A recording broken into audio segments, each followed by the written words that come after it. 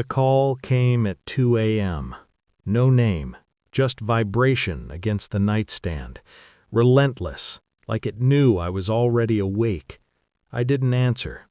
I didn't need to. The room still smelled like her perfume, sweet, careless, cheating. Her side of the bed was untouched, cold. Outside, the city hummed. Somewhere, a party was still dying slowly. Somewhere, my wife was learning how easy it was to forget me. I stared at the door, the same door she walked out of hours ago with a smile that didn't reach her eyes, the same door she promised to come back through.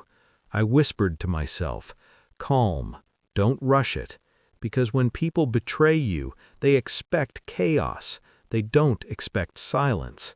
She told me it was just a party, work friends, networking, a night off. I believed her, or maybe I chose to. I watched her get dressed with deliberate care, new heels, lipstick she never wore for me anymore. At the party, she barely touched her drink, barely touched me. There was a man there, of course there was. Tall, relaxed, the kind of confidence borrowed, not earned. He laughed too loud. She leaned in too close. I noticed everything. I always do. When I asked if she was ready to leave, she smiled without warmth. "Go ahead," she said. "I'll take an Uber." That was the moment, the exact second something inside me shut off. I left, alone. At 11:42 p.m., her location stopped sharing. At 12:03 a.m., her phone went silent. At 2:17 a.m., the call came. I didn't answer. I waited. The next morning, I made coffee like nothing had changed. She came home just before sunrise, shoes in hand, hair disordered in a way no party could justify. She said nothing, neither did I. She showered. I listened. Every sound felt rehearsed, every movement guilty. When she left for work, she kissed my cheek, too fast. I opened her laptop the moment the door closed. Passwords are easy when you've shared a life with someone, harder when they think you're blind. Messages, photos, plans that didn't include me. Not just last night, months. I didn't rage. I documented. Screenshots, dates, names. I requested phone records, checked credit card statements, hotel charges disguised as client dinners. I smiled when I found the spare key she gave him.